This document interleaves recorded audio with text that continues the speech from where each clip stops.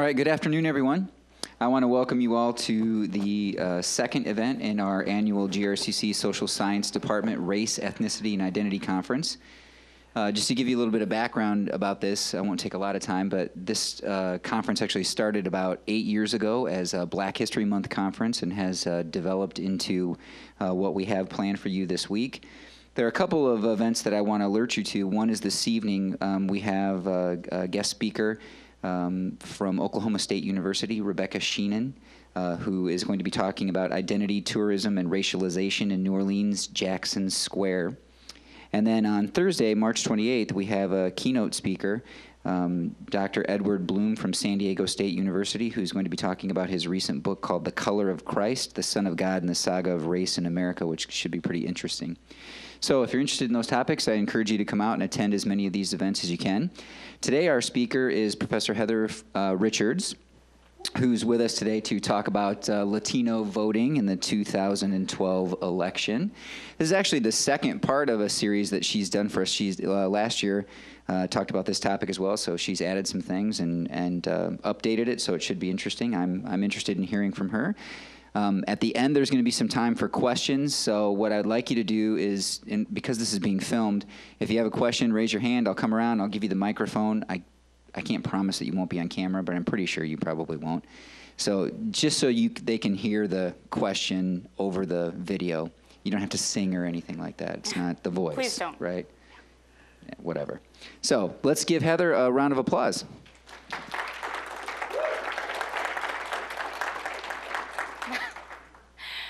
So I have a lot of students in the audience. I'm just going to beg you to behave today.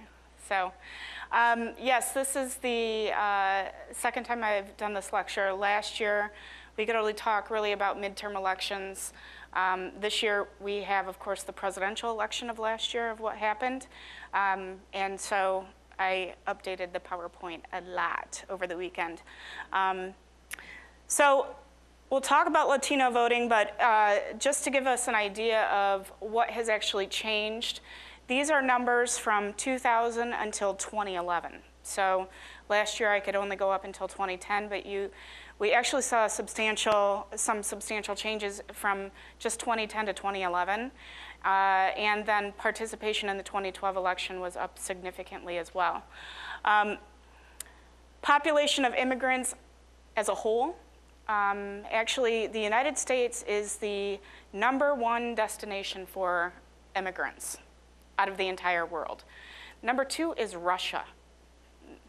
I have no idea why, but United States being #1 with 4.4 million immigrants in this country, and that is of all ethnicities.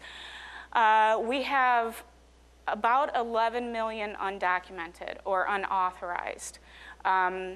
Those are the words that we're using now instead of illegal immigration, unauthorized individuals, because they're not here on any kind of visas or temporary work. What you actually did find, what I did find between 2010 and 2011 is that illegal immigration has actually declined in this country in the last couple of years, and it has actually reduced enough for us to notice the difference. So illegal immigration is declining, but legal immigration is increasing. So we have 51.9 million Latinos in the United States as of 2011. This is up nearly 50% just in the last 10 years. So you see a lot of documented coming in. And again, you do see some of those numbers decline.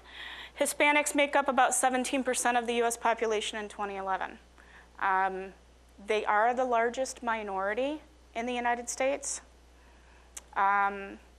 minority group, but it is interesting to note that Asians actually surpassed Hispanics last year for being the highest number of ethnics to immigrate to the United States.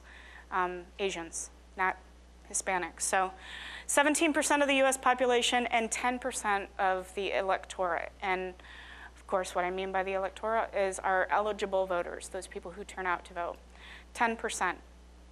you're going to see this number increase substantially here in the next 10 or 20 years. The numbers that we have projecting the increase in turnout or even eligible voters are substantial. But if we were to get any kind of immigration legislation passed, anything, the DREAM Act was struck down a while ago, but anything kind of streamlining individuals' pathway to citizenship, you're going to see the number of individuals participating in our elections just skyrocket. So population changes. These, for those of you who are taking notes, I don't know that I'd recommend trying to write all of this down, but this is where, this is just in terms of ethnicity. So not all Hispanics come from the same areas. It's really important to note that the term Hispanic was created by us, the United States, in the mid-1970s, to label all of these people. So it's important to note that, say, Cubans are very, very, very different in their voting than Puerto Ricans. Very different. Cubans are very, very conservative. Puerto Ricans, not. So we group all of them together under one name of ethnicity, of Hispanic, for the ease of reporting. But there are problems when using that. So Honduran, Colombia, not advancing. Oop. Legal status of foreign-born population between 2000 and 2011. Again, most of the research that and the numbers that I've used come from the Pew research. This is something, research and questions and information gathered from the US Census and put out by the Pew Research, which is a government organization. Try and, as you all know, use credible sources. Although there are still problems inherent in some of the ways that these surveys are done. Naturalized citizens have increased. Legal permanent resident aliens have actually decreased. Unauthorized may have increased, but lately we've seen actually not a lot. And if you think about why, and between 2000, maybe even 2002, 2003, with our economy not doing as well in 2004, you can see why immigration would actually slow down simply because people come here for jobs. States with the highest population of Hispanic individuals probably doesn't shock you. California has the highest with 28, then Texas, but then you get down to Florida, New York, and Illinois, and it's relatively small numbers. So a large number of individuals who, a large population of the Hispanic community lives in California and Texas. Florida, of course, is going to vote a little bit different, simply because there are a lot of Cubans in Florida. And so keep that in mind when the Republican Party comes out in around election time and saying, well, we know Marco Rubio has a tremendous amount of support from Hispanics because look at his numbers coming out of Florida.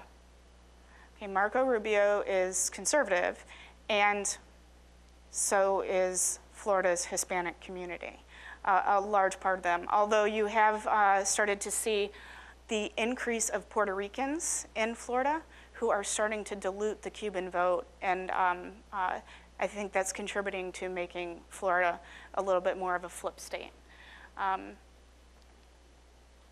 So most of you have seen all of this before, but it applies here, because a lot of the same characteristics that are attributed to the entire Democratic Party of who votes Democratic fits into a lot of the Hispanic community as well. We know, don't try and write these down, or actually just look in your class notes. Women vote Democratic more than men do. African Americans vote Democratic at a rate of mid to high 90s, 90% of the time, 95, 98% of the time. So when people tell you that, oh, African Americans only voted for Barack Obama because he was African American, no. They voted for him because he was a Democrat, and they always vote for Democrats. As a voting group, they always vote for Democrats. Asians vote Democratic as well, and Hispanics. Catholics, it depends on the issue. If they're voting based on abortion and same-sex marriage, they're going to vote Republican. If they're voting based on helping the poor, providing for health care, providing for insurance for those who can't afford it, and the disabled, they're definitely going to vote with Democrats, because that's core to the Catholic religion. Poor middle class tend to vote Democrat more often than they'll vote Republican. Rich don't always necessarily vote Republican. Most people who are rich vote Republican, but there are those who are rich who actually vote Democratic as well. It depends on the profession. Wealthy academics, people who teach, tend to vote Democratic before they'll vote Republican, and that's simply because of what's most important to them. Those with less education, meaning high school degree, maybe not graduate degrees. Single people vote Democratic more than married people do. Renters vote Democratic more than homeowners do. Blue-collar workers, let's see. Supporters of gay marriage and unions, this probably shouldn't shock any of you, this information. Social welfare programs, those who support social welfare programs support Democrats largely because Democrats support those programs. Those who tend to be a little bit more environmentally crunchy and conscious and more concerned about the environment believe that there is global warming and that man contributes to global warming. Democrats also support diplomacy over military action. They prefer to try and talk things out rather than shoot now and ask questions never. They definitely support diplomacy over that.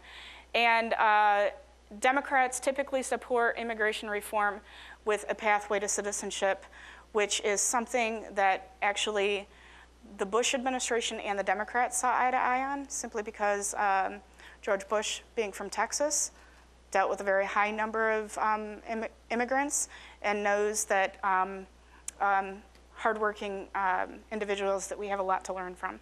So just taking a look at these characteristics, kind of take a snapshot at this. When we start to look at I don't know why this isn't advancing. Maybe. Population by race. These are numbers from 2011. Please keep that in mind, from 2011. Hispanics make up 16.7%. White make up 63%, Black and Asian.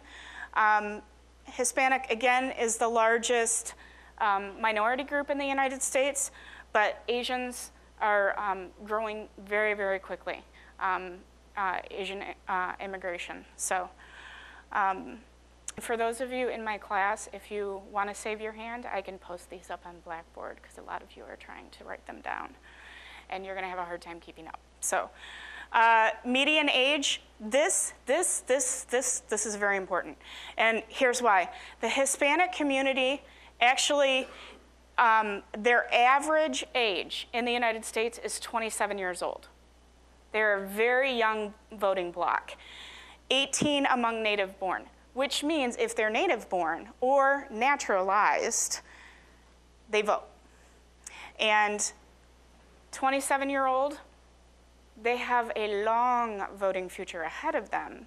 And if they're already voting Democratic, there are actually signs. There was an article in The Atlantic that people who are voting Democrat for the first time, or people who are voting Republican for the first time, it's usually what they vote first tends to be a very long-lasting and predictable vote for a long period of time. The article actually talked about Democrats having a hard time switching parties after the Civil War to Republicans, just because there was a lot of misinformation about who supported slavery and who didn't.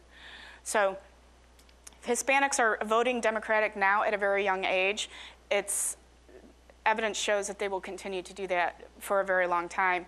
And with their numbers growing, it only helps out the Democratic Party. So we'll talk about what the GOP needs to do soon about this.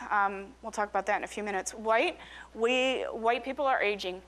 And And Hispanic families are much bigger, typically, than white individuals, and I have numbers for that as well. And so families are smaller, and they're aging, and they're waiting longer to have children, not so much in the Hispanic and the Black community at 33 and Asians at 36. I'll show you numbers in a few minutes on fertility rate in the last year, in just 2011. And it's interesting, birth rate, well, here you go. The fertility rate last year, and this is kind of interesting to note. Individuals who are unmarried, less than 40% of white people who are unmarried are having children. Now, rather high for Hispanic, really high for African American, but I think this goes with the culture. Keep in mind, Hispanics, Catholic.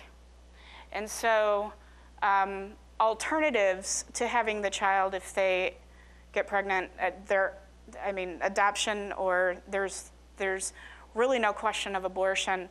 And it's not part of the African American culture to do that either. So these numbers are really high. Asians, however, being the lowest. Unmarried individuals overall in these ethnicities, and these are in 2011. This includes divorced, widowed, or never been married over the age of 15. So these are include a wide range of people, but again, you see in the African American community and in the Hispanic community, you have a much higher level of people who are unmarried, and still a relatively high birth rate. This is important too. It's the family size. And we know whites have smaller families.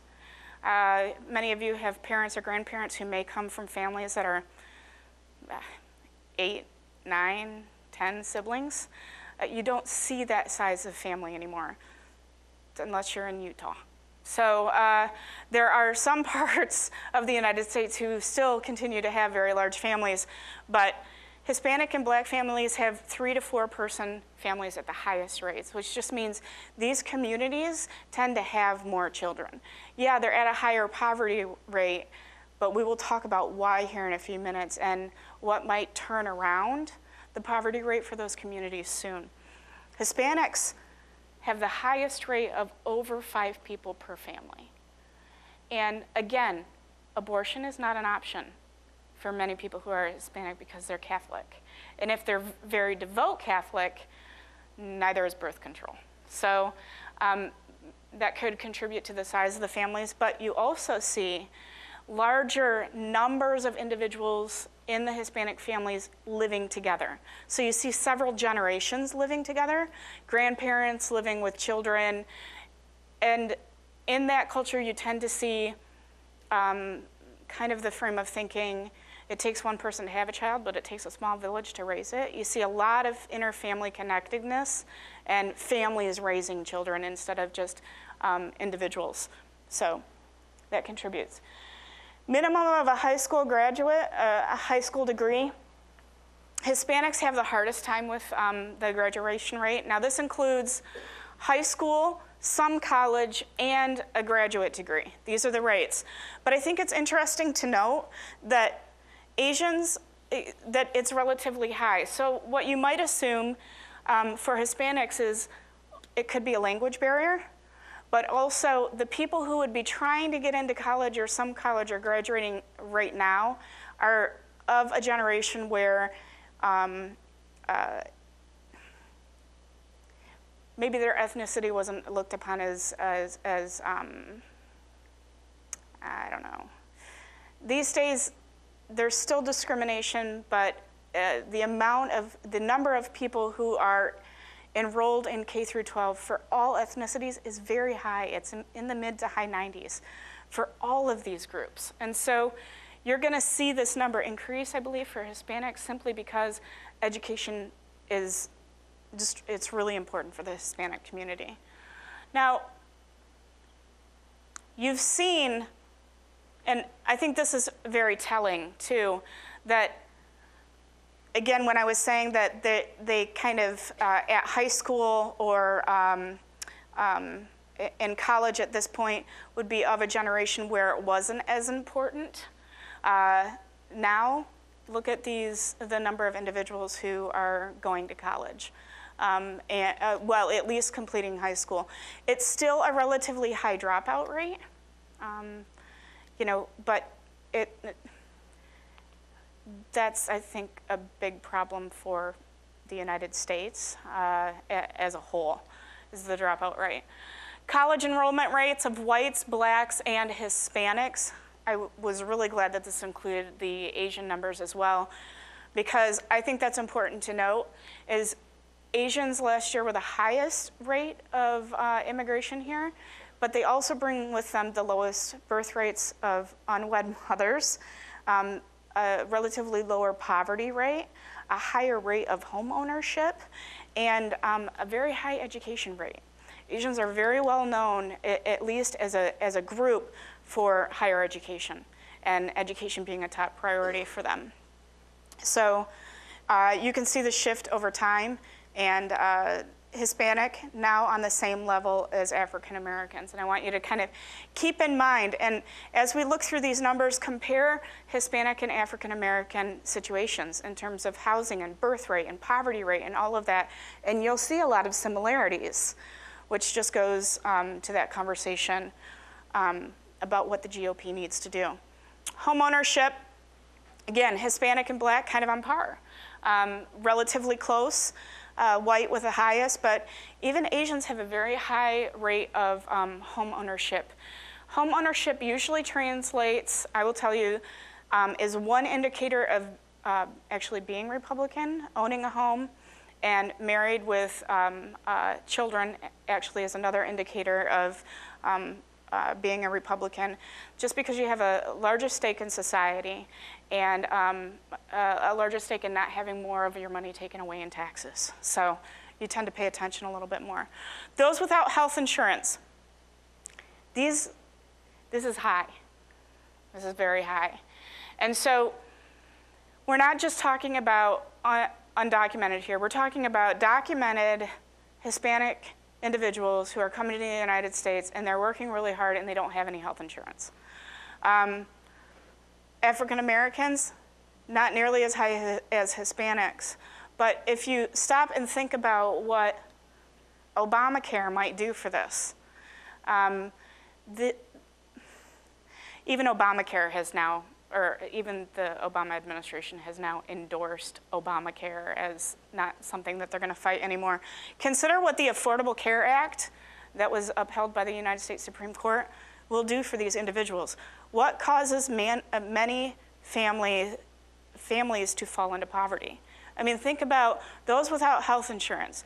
Hispanics at a 30 rate, blacks at almost 20% don't have health insurance. Now, under the Affordable Care Act, their employers will either be required to provide it for them or they'll be required to buy it. If you're not covered under your parents' health insurance, which now under the new provisions under the Affordable Care Act, you should be covered by until the age of 24 or 26, I think. But if you've ever had to go to the emergency room and then you got that bill, I had a former student who, former honor student last winter, who got in an accident on his motorcycle and spent 6 hours at St. Mary's in the ER, and they sewed him up $18,000. And he didn't have any insurance. I mean, his motorcycle was insured, but it was PLPD, and of course there wasn't a whole lot covered. And $18,000. So you wonder what puts people in poverty very quickly. If you're living paycheck to paycheck to paycheck, and then your kid gets sick, and because you don't have health insurance, many doctors won't take you as a regular physician doctor, won't accept you as a patient if you don't have insurance. Your only recourse is to go to the emergency room. And so emergency room rates are very, very high, and then you get that bill, and if you don't pay the bill, then it goes into collections and credit. And so you can understand why not having health insurance just makes matters worse. And so it might be interesting to see what will happen to this poverty rate. I mean, granted, we're going to have to wait a while to see any kind of effect, because we're not even sure that Obamacare is going to, well, actually we are sure that Obamacare will probably not work out the way that they have it planned. But we hope that there will be some positive effect in lowering the poverty rate and the welfare recipients. I think it's important to note that these are individuals who receive some kind of welfare. Relatively even numbers. Whites and Asians, low. Now, I understand that this is called something different now. I don't know what the acronym stands for, so food assistance is what I'm going with here. Hispanics at 22 and blacks at 28. So again, very similar in their demographics or their characteristics of these groups. If you look overall, because I've shown you the similarities between the plight of African Americans in terms of poverty rate, graduation rate, or dropout rate, college rate, you see a lot of similarities between African Americans and Hispanics. Well, it really is not shocking then to see Hispanics voting at a very high rate. I mean, blacks have a long history of voting Democratic, a very long history. And so, again, take note that they're going to vote Democratic because the Democrat's not going to volley up an individual who has no shot of winning. They're going to hopefully volley up somebody who's pretty good. So even Kerry, who maybe was not everyone's first vote, still garnered quite a bit of support. In contrast to Bush, and Bush was from Texas, and Bush had a much more favorable policy on immigration that coincided more with African Americans, and yet you see that the Hispanic vote was, I would say, considerably lower than what it was for Obama, and part of this has to do with him coming from Texas. So there was some familiarity. Keep in mind that 60% of the people who immigrate here of the Hispanic origin, over 60% are from Mexico. And so there's familiarity with Texas. McCain, you know, that whole Arizona immigration law thing chafed. And that was his state. So obviously why he didn't garner a lot of support. But I think this is indicative. Also, Romney just did not hit it out of the park with Hispanics in this last election.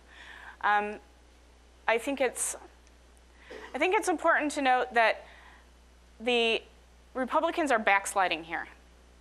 They're not gaining ground. It's actually getting worse for them.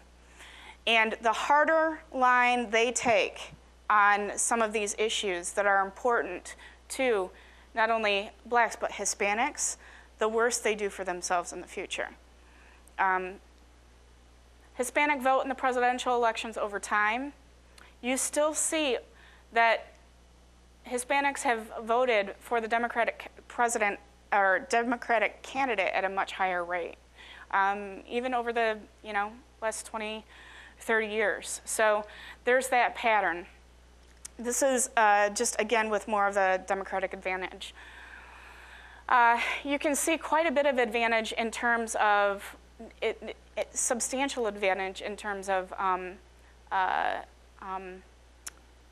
Democrats over Republicans.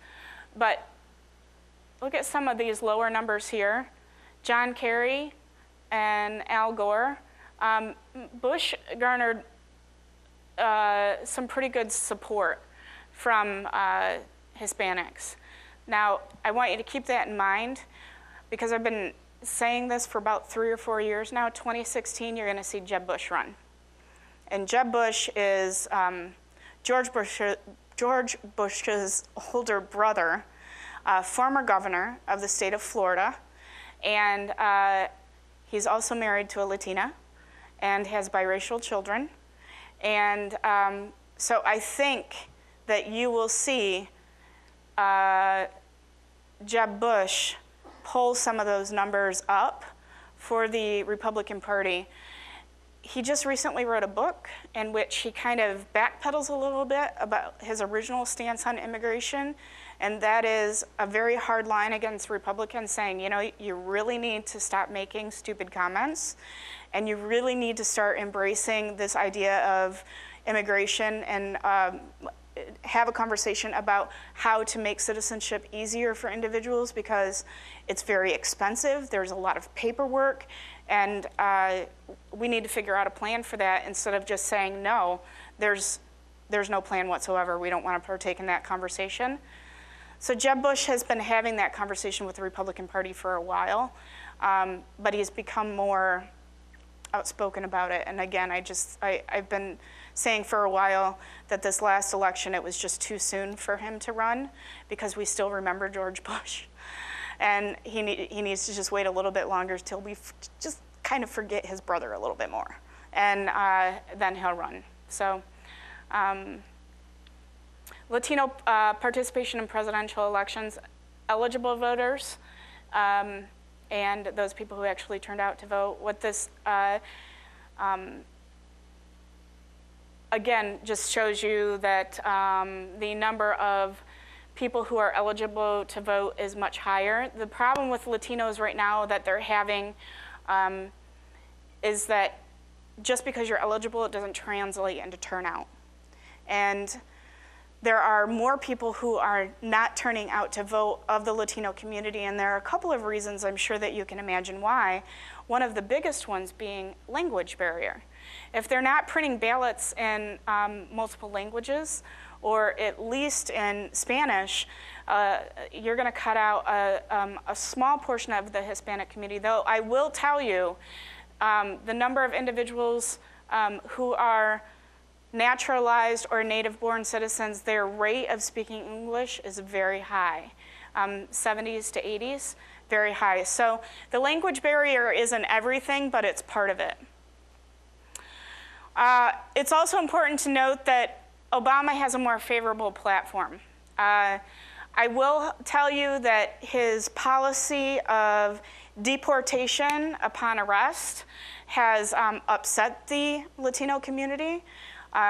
They are very upset with that automatic deport, ask no questions deportation, but he still garners support with these issues, gun policies, what to do about the budget, and you know, again, Republicans saying there is no issue with climate change, and you know, if you think about last year at this time, it was 85 degrees, and we were all wondering how to turn off the heat and turn on the air conditioning, and then everything froze.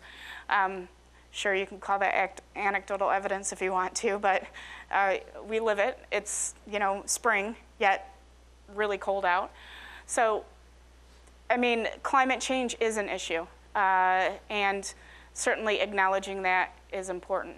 So, Hispanics will account for 40% of the growth in the eligible electorate. That means people who can vote, are allowed to vote. 40% of the increase will be in this cohort, will be from these individuals. That's high. Now, this figure is if we don't pass any policy on immigration streamlining citizenship.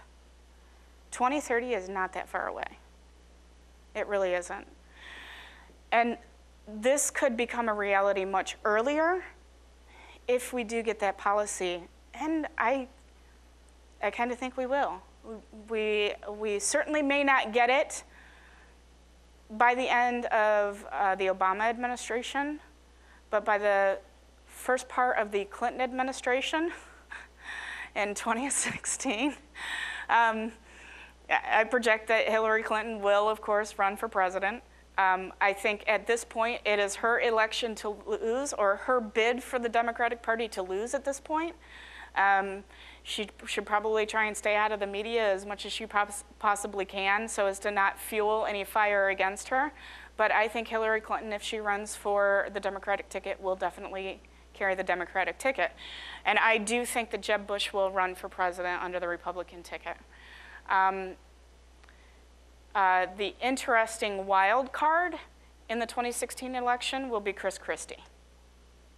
And there's just really no place to put Chris Christie at this point, on the left side or the right side.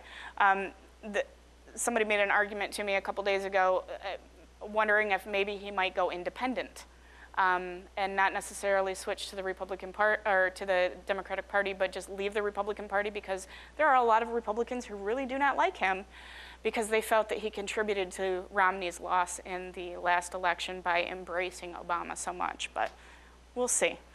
2012, there were 23.7 million who were eligible. In 2030, again, 40 million will be eligible. That's a substantial increase. But again, the voter turnout, as I showed you in the last PowerPoint, and it lags. So while 20 or 30 or 40% might be eligible to vote, only 20% might turn out.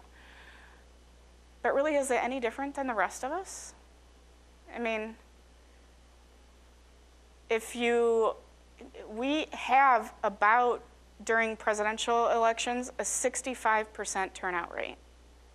That means of all the people who are eligible to vote, about 6 in 10 do, 5 in 10. And during midterm elections, it's 2 in 10. Those are really small numbers. So it's really not out of the norm. If Hispanic turnout catches up with the white and black turnout, 66 and 65 respectively, this was white turnout with 66, blacks with 65, the impact will be substantial. I mean, even if Hispanics turn out at a 60 or 70% rate, which is on par with the rest of the United States, Republicans are going to have a hard time because they're not doing anything to woo the Hispanic community right now. They're doing nothing. They're doing nothing. And hanging their hats on Marco Rubio is not advised. One man cannot save the entire party. They're going to have to make policy changes. Again, this is just why the Latino vote is so very important. Let's see. If there's an immigration law passed that makes the path to citizenship easier, the number of immigrants who become naturalized will also increase. So we saw a higher number of citizens choosing to naturalize, but the obstacles for becoming a naturalized citizen or getting their citizenship was paperwork and the fees. It wasn't necessarily the language barrier. It was about the paperwork and the fees. So if we streamline that and make becoming a citizen easier, well, you're going to see people doing it. Now, given all of this, do you understand why the GOP isn't receptive to making it easier to become a U.S. citizen for these individuals? You can stop and think about it. Why would the GOP make it easier for people who don't vote for them, make it easier for them to be able to vote? It would go again. I mean, they should logically do everything they can to prevent losing more elections, but the problem becomes the way in which they're trying to do it. As we've seen, most of the minority groups vote solidly, securely Democratic. Asians, Hispanics, African Americans at a high rate. And so it begs the question whether or not Republicans are really addressing the immigration issue from the right angle. See, because they're saying that the immigration issue and citizenship, and that the only thing that Hispanics want and the only thing that we need to do in order to garner their support is be more favorable on immigration. Out of all the things that we've talked about, poverty rate, being uninsured, graduation rate, education rate, home ownership, do you think immigration or citizenship is top on the priority of these individuals? Their top priority? It's not. It really isn't. The priorities for all individuals, eligible voters for people who were, in 2013, these are 2013 numbers. January, I was very excited to find this graph. From January of 2013, January of 2012, and January of 2009, these numbers are a little bit overwhelming, so I just summarized it. First and foremost, for everyone, it's always been about the economy. It's no different for Hispanics. They want jobs too. They want jobs that pay. Heck, they'd work 2, 3, 4 jobs if they could get those jobs. So they still face the same trials and tribulations, improving the job situation. Very high rate, regardless. Reducing the budget deficit, defending against terrorism. Everybody wants to be safe in their homes. Everybody wants their family to be safe. So where would you imagine immigration would fall? Well, it's got to be coming up here soon, right? Because it's all over the news. It's all you talk about. You hear about the GOP trying to appeal to Hispanics, and it's automatically right around the corner is the immigration issue. And do we close our borders or don't we? Do we deport or don't we? Interesting. Making Social Security financially sound. Because even naturalized citizens get Social Security because they're paying into the system. So they're eligible for that as well. Improving education, it's got to be coming up soon, right? Reducing healthcare costs, well, where's the immigration issue? It's number 17. Okay? So even for the Hispanic community, it's not necessarily what is most important to them. What's most important to them is being able to feed their family, house and clothe their family, and take their kids to the doctors when the kids are sick, and be able to pay those bills without not having to worry about, do I pay the ER bill, or do I pay the electric bill, or do I go buy groceries? That's where people are at right now. And unfortunately, they're missing the boat on this conversation. And they're just not going to win any votes by ignoring what's most important to people. So what happens next? In 2016, we will definitely see the Latino vote go Democratic. Why? Because it always has. 60, 70% rate. Certainly not as high as what African Americans do, but they do vote at a very high rate. Now, if Hillary Clinton runs, as I've already said this, I have no doubt that she will win the Latino vote. Latinos, Hispanic, used interchangeably on the research and in this lecture, love the Clintons. Love the Clintons.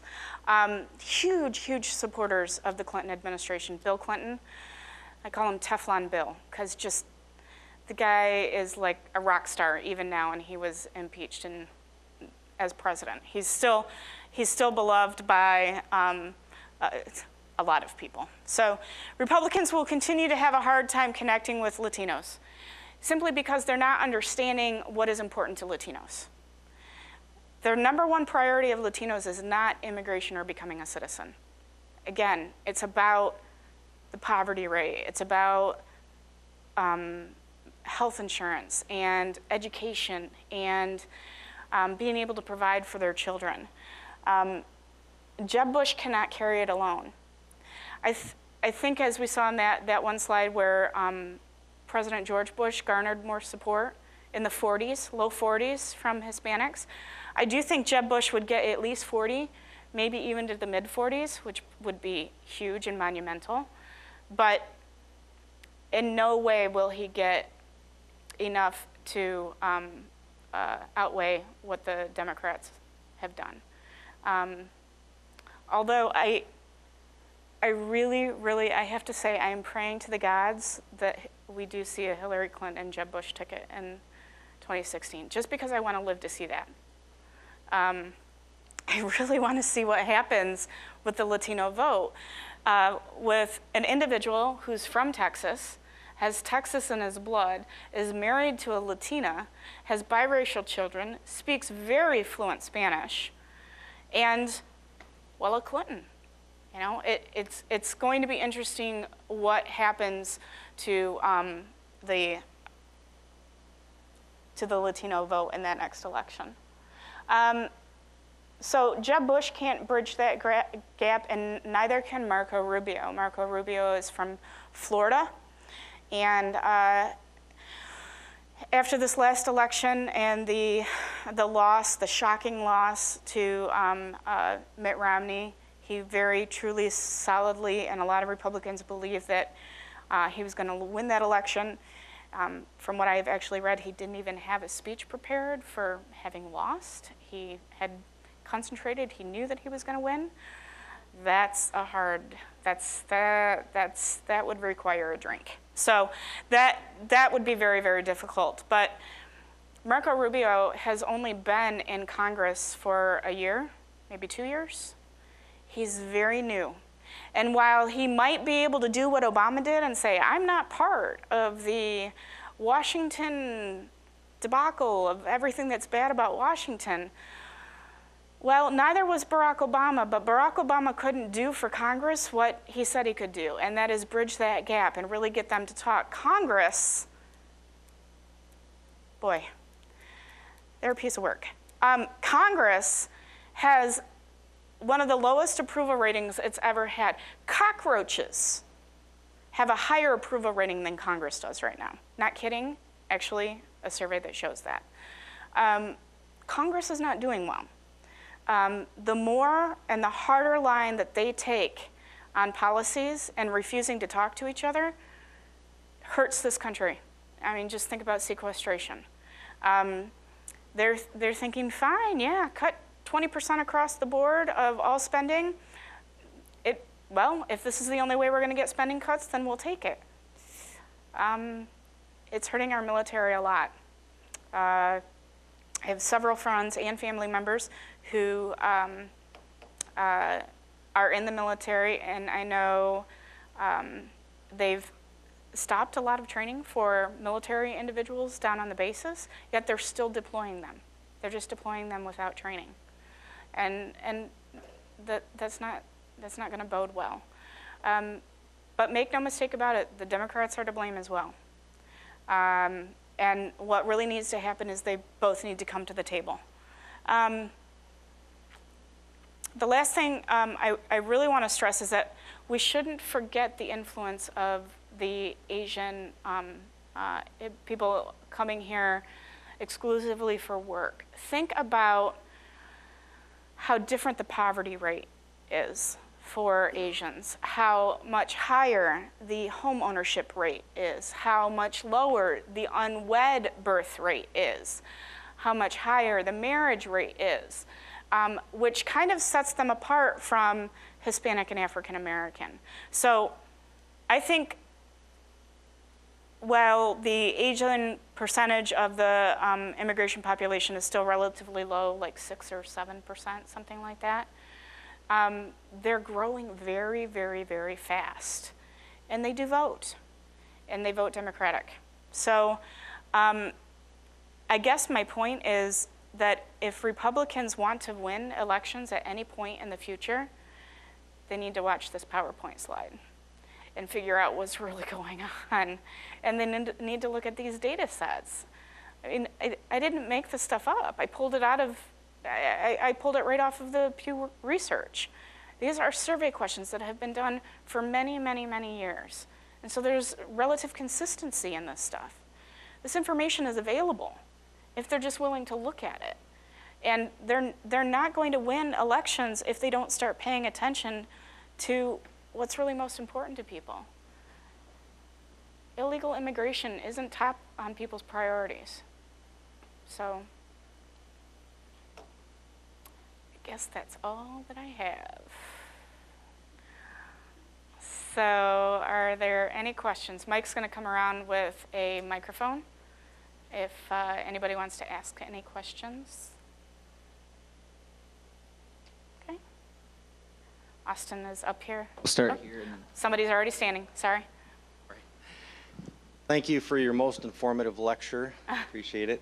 I took notes on a coffee cup. I'll see if I can read my question. But I was wondering if you were speaking by hyperbole, maybe in saying that regarding Republicans, that they're for, quote, shoot now and ask questions never. Oh, I don't believe I said that Republicans were for that. I said that they are not part of the policy of shoot now and ask questions later. They're more for diplomacy. So there, I mean, I did quote shoot now and ask questions never. Yes. Did I quote that correctly? Yes. Oh, okay. And Republicans don't believe in climate change. Is that correct? They don't necessarily believe that climate change is influenced by man. Yes. Okay, yeah, and so that qualification helps, thank you.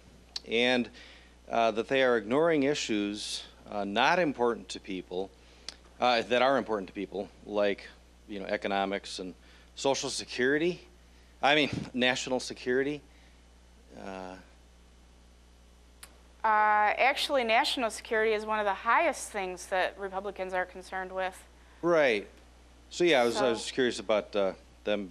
They are ignoring issues not are important to people, but I'm wondering what the likelihood could be that given that Hispanics are Catholic and the Catholics are against abortion and regarding other social issues, that perhaps if Republicans capitalize on that, and you know, given their interest in economic and you know, national security issues, if perhaps they would have a chance to garner well, there more. are certainly things. There are some things that the Republican Party can do to court the Latino vote.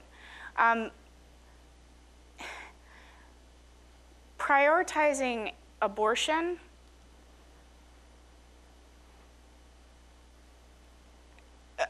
I'm sorry, I can't find it on here. That it's that important.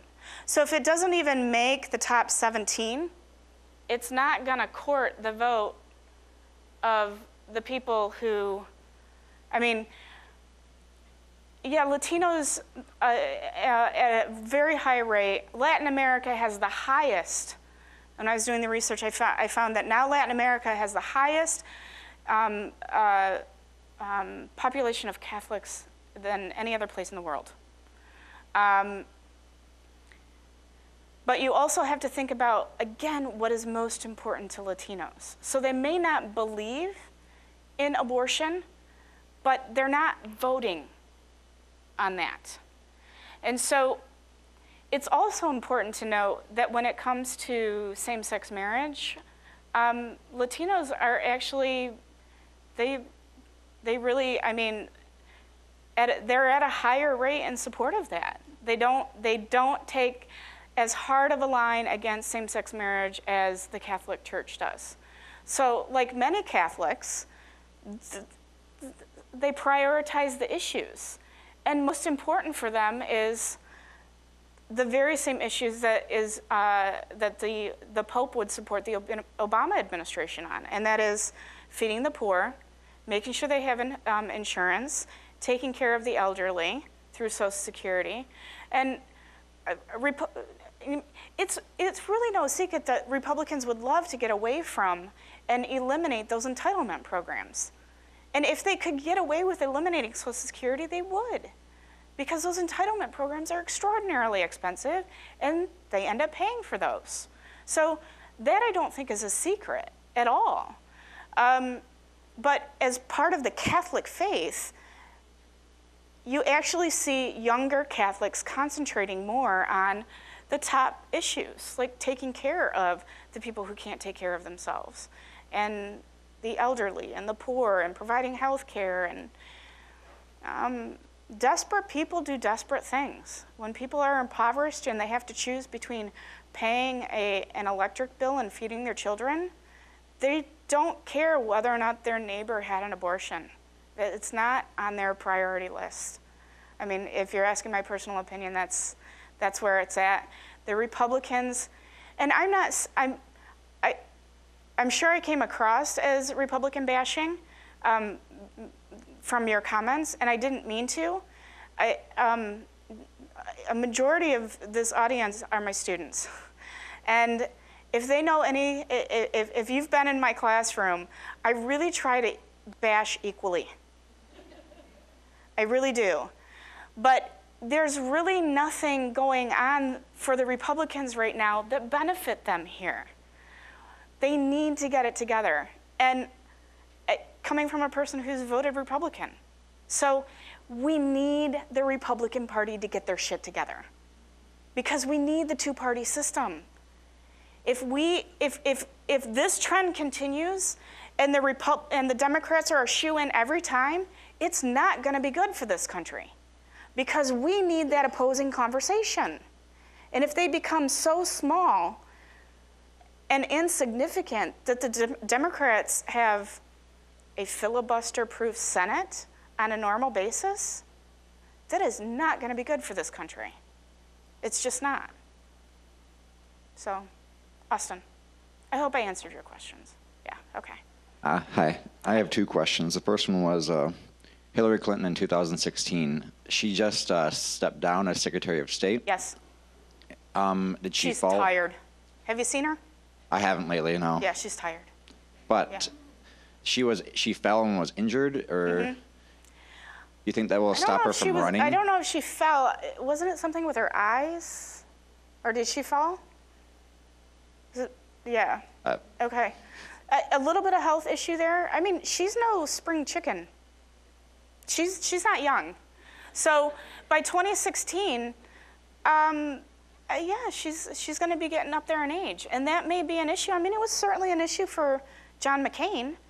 I mean, and this is a man who survived a POW camp in what, like 2 rounds of cancer? Pardon me? And of course, Ronald Reagan. He was no spring chicken either. So, yeah, age will be a challenge for her, but she's got Bill Clinton. And like I said, that man, for some reason, can still talk a kid out of candy. So, yeah, for better or for worse, yeah. So. And also, you were listing the voter who voted Democratic, and you said less educated. Yes. I believe I was watching a TED Talk, and they said there that a lot of people who vote Democratic are also more educated. So. Yes. And that would be those individuals with graduate degrees. So, yes, a TED Talk, I'm assuming you're talking about the John Haidt one or one close to it. If you, relatively very low education, like high school degree or lower, not that a high school degree is low education, but undereducated individuals vote Democratic, and then really well-educated individuals vote Democratic. So you're talking about academics. Now, somebody with a law degree, lawyers do sometimes tend to vote Democratic. The ABA tends to lean liberal, but it also depends on what they do with that degree. So somebody who has an MBA and maybe a law degree, they might be working in the corporate world. And so their education takes them down a different path of white-collar support. And so that's why on there I hesitated on putting wealthy academics up there, because undereducated and then really well-educated, like college professors, higher education do tend to vote disproportionately Democratic, because high on the list for Democrats is education. Is very, very important. So, yes, good point. No one else? See, I don't think that they were on camera, so you don't have to be fearful of the camera. I actually do have a question. Looking at that list, to me, the top 4 or 5 looks like what the Republicans would be having as their priority. So at what point do you differentiate between the Republicans and the Democrats when you're saying this is what we need to focus on? Strengthening the economy, improving job situation, reducing the budget deficit. Yeah, it's priority for Republicans. It's making Social Security financially sound, defending against terrorism.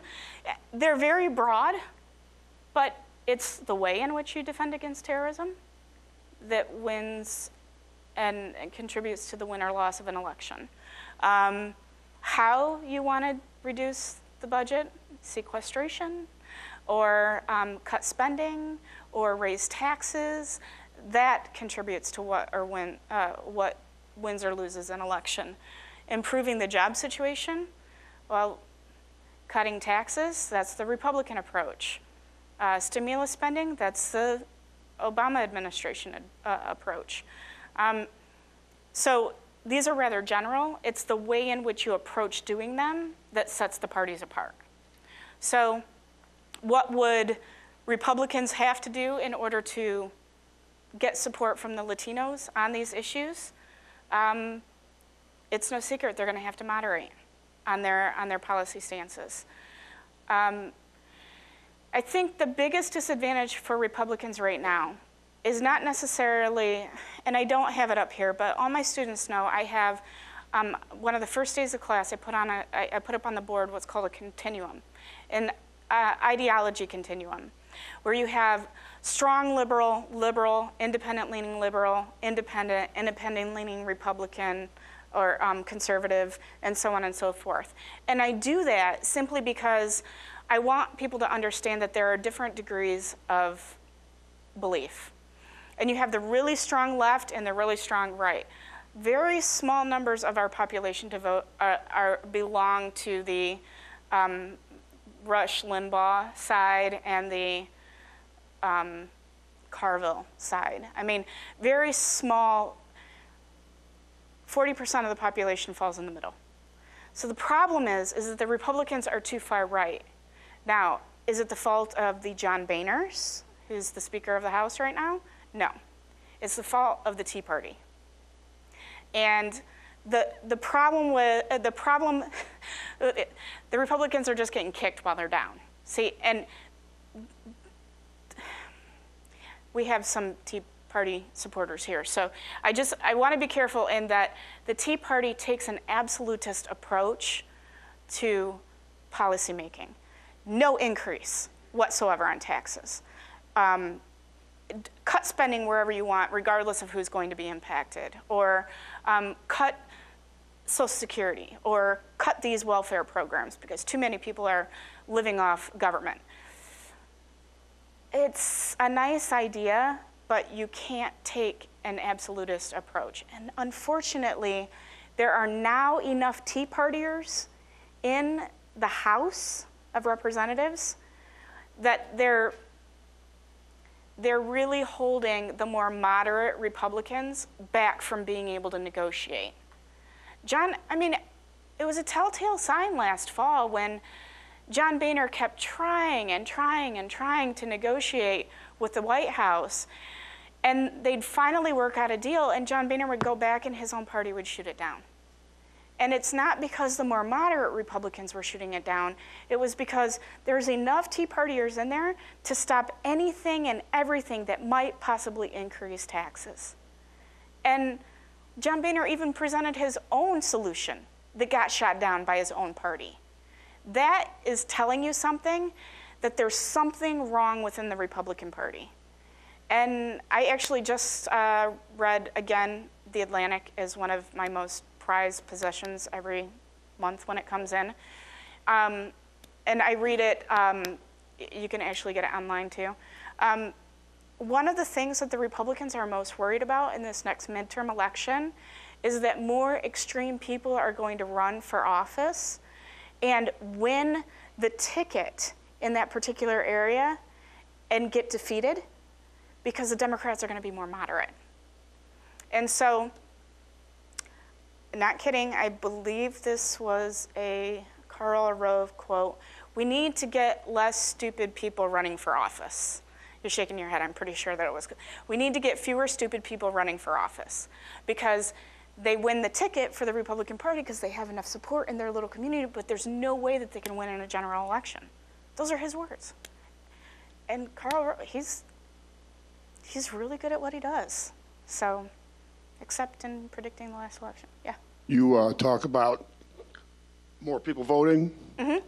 Why is it appears to be a semi-unofficial policy of the Republican Party to make every effort they can to restrict voting? Yeah. You got more and more barriers to people registering to vote. Yes. They don't want same-day registration. Yes. They make you register 6 weeks before the election? Yes. Yes. What's the deal with that? Yes. Because Republicans, typically more Republicans turn out to vote than Democrats do. Or Republicans are more reliable voters, and they know how to register to vote. They don't have an issue with that. Or they can find that information relatively quickly. Do more Republicans favor more barriers in registering to vote? Yeah, that's really no secret, simply because the easier you make registering to vote, the more likely those people are to turn out to vote, and the more likely those people are to vote Democratic. So again, why would they make it easier to streamline citizenship when we already can see over the last 20 and 30 years that these individuals vote Democratic? Why would they make it easier to make more of them eligible to vote? Why would they make it easier for people to register to vote or vote straight ticket? In Wisconsin, you can register to vote the very same day that you vote. In Florida, you get like 2 weeks to vote. They may take that much time to get there, but it's up to the individual state to do that. Now, you may look at our state and say, well, we voted for Obama, and we have 2 Democratic senators, U.S. senators, but look at our state house, our state legislature, and our governor. It's all red. Our state and local elections produce red areas, no doubt about it. And that's where a lot of policy takes shape, and that's where you get what happens at the voting booth, because it's up to the states to determine the time, place, and manner of all elections. That's why if you vote down at Western, when I voted down at Western, it was the punch hole. You take the little thing and punch the hole. And over in Hudsonville, it's just fill in the dot, red or blue or black pen. That's all the only requirement. Other places, it was connecting the lines. It's up to the states to make those rules. So if you want those policies to change, you have to start at the local state legislature. So, good question, though. Anyone else? Oh, boy.